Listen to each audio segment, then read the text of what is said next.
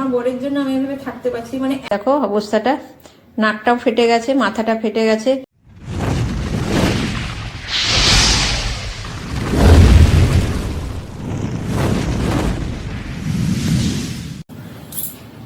Good morning বন্ধুরা, welcome back to my channel. আশা করি সবাই ভালো আছো, সুস্থ আছো, আনন্দে আছো। আমি ভালো নেই গো। আমাদের বাড়িতে খুব বড় একটা ঘটনা ঘটে গেছে, তোমাদের সাথে শেয়ার করব। এখনই তোমাদের দেখাচ্ছি, পরে তোমাদেরকে ডিটেইলি বলবো। সেই থেকে মনটা একদম ভালো নেই।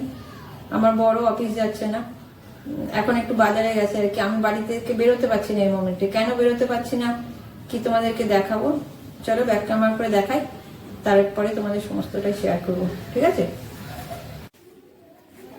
এই দেখো ভাই এখন ঘুমাচ্ছে, মাথাটার পরিস্থিতিটা দেখতে পাচ্ছ কি অবস্থা ওর। দেখো,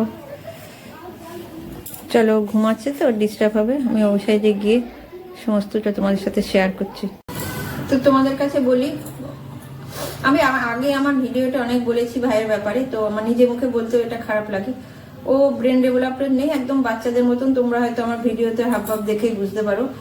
আর মানে খুবই যত্নের সামনে হাতের তালুতে করে রাখা হয়, ওরকম ভাবে রেখেছি। আবারও বলছি, আমার শ্বশুর বাড়ি আমার হাজবেন্ডের জন্য ওকে আজকে আমি এইভাবে রাখতে পারছি, আমি নাহলে আমার পক্ষে সম্ভব ছিল না। দেখো, মেডিসিন খরচাটা তো বড় কথা না, একটা দেখভাল করে রাখারও তো ব্যাপার আছে। ও নার্ভের পেশেন্ট, আজকে 8-9 বছর থেকে ও নার্ভের ওষুধ খায়, হাই পাওয়ারের। খেতে খেতে এখন অবস্থা যেমন হয়েছে যে ডাক্তার অনেক ট্রিটমেন্ট করানো হয়েছে, অনেক জায়গায় নিয়ে যাওয়া হয়েছে। ডাক্তার বলছে এরপরে আর কোনো ট্রিটমেন্ট নেই, ওষুধের দ্বারা আর যত্নের জন্য যে কদিনও টিকে থাকে। আর ওর এখন হাঁটা চলার ক্ষমতাটাই আস্তে আস্তে চলে যাচ্ছে, ঠিক মতন ব্যালেন্স পায় না, সেটাও আমি তোমাদের বলেছি।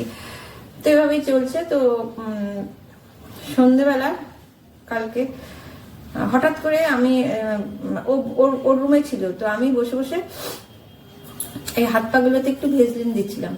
তো হঠাৎ করে বিশাল জোরে আওয়াজ পাচ্ছে। সবসময় একটা টেনশনে থাকি আমরা। তো গিয়ে দেখি একদম এরকম মুখ থুবড়ে পড়ে আছে, এরকম মানে খুব যে দাদা বাড়িতে ছিল তখন, অফিস থেকে এসছে সবাই, এরকম করে যে তুলেছি দেখি ঝরঝর করে রক্ত পড়ছে। তারপরে ওকে ধরে ধরে নিয়ে যাওয়া হলো।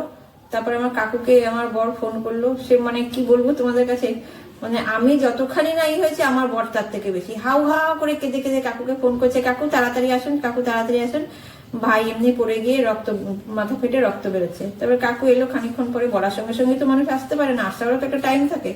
উনি একটু দূরে ছিল, এসে ব্যান্ডেজ ফ্যান্ডেজ করে দিয়ে গেছে। কালকে ডেট ব্যাকও নেওয়া হয়েছে।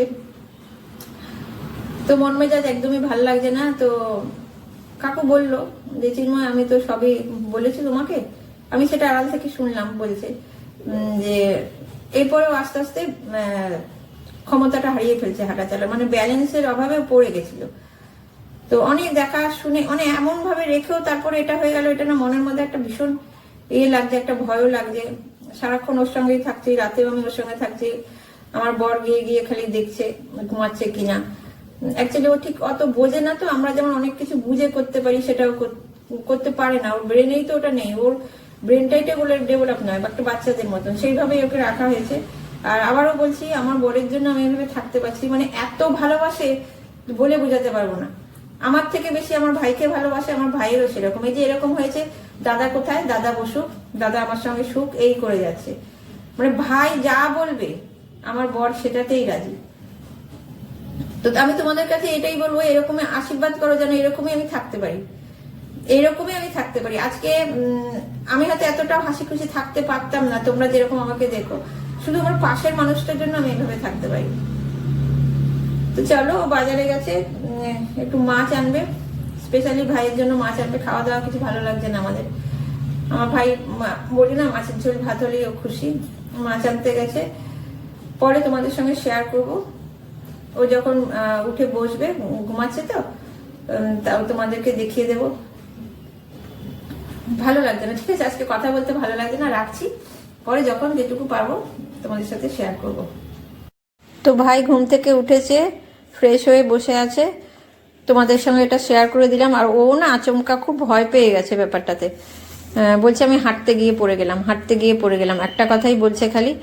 তো ভাই এদিকে তাকা, এই যে দেখো অবস্থাটা, নাকটাও ফেটে গেছে, মাথাটা ফেটে গেছে, আর পুরো মেঝেটা রক্তেতে ভরে গেছিলো, দেখো জামাতেও রক্তটা এখনো লেগে আছে। তো এভাবেই চলছে, ভালো লাগছে না কিছু। রান্না করে ওকে খেতে দিয়ে নেবো, ওকে বিছানাতেই খেতে দেবো, মানে না ও হাঁটাচলা করবে এটাই একটা এখন যেন কেমন ভেতরে ভেতরে একটা ভয় হয়ে গেছে, মানে এই ঘটনাটা হবার পর থেকে আর কি। তো বন্ধুরা এখন 1টা বাজতে চলেছে, ভাইকে খেতে দিয়ে দিয়েছি। আজকে রান্নাও করিনি, শুধু ভাত করেছি, গরম গরম ভাত। আর গতকাল রাতে আমাদের খাওয়া দাওয়া কিছুই হয়নি, মাংস করেছিলাম, মাংস রয়ে গেছে। তো আমার বর বললো ওকে খেতে দাও, ওকে ওষুধ দাও, খাওয়ার পরে ওষুধগুলো খেয়ে ও শুয়ে পড়ুক, তারপরে আমরা খাবো, কোনো ওর কাজটাকে করে নাও। তো জন্য ওকে খেতে দিচ্ছি, আর ওকে বিছানাতেই এখন খেতে দিচ্ছি, বিছানাতেই সব করাচ্ছি। একটা কি যে আতঙ্ক হয়ে গেছে তোমাদের বলে বোঝাতে পারবো না। আর বুঝতে পারছি ও ব্যালেন্স পাচ্ছে না, একটা ঘটনা এরকম হয়ে গেল, তো মানে এরপরে যেন আরও একটা ভয় ধরে গেল। তো বন্ধুরা দেখো, কনকনে শীতে আমরা এখন একটু রিল্যাক্স মুডে আছি। এক ফ্রেমে বন্দি থাকে, আমরা এক কম্বলে বন্দি হয়ে 3জনে আছি। ভাই শুয়ে পড়েছে, এবারে ডিনার করবো আর কি। তো চলো ভিডিওটা এখানেই এন্ড করলাম। আজকে ভিডিও করতে খুব একটা এনার্জি পাচ্ছি না, দেখা হবে অন্য একটা ভিডিওতে। তোমাদের দেখাচ্ছি, আমি কিন্তু এখানেই আছি, ক্যামেরা করছি। এই যে আমার পাটা, এই যে নাড়াচ্ছি, এইটা আমার পা। সবাই কম্বলের ভিতরে পা ঢুকিয়ে আমরা বসে আছি। ভাই এতক্ষণ বসেই ছিল, শুয়ে পড়েছে। চলো টাটা, গুড।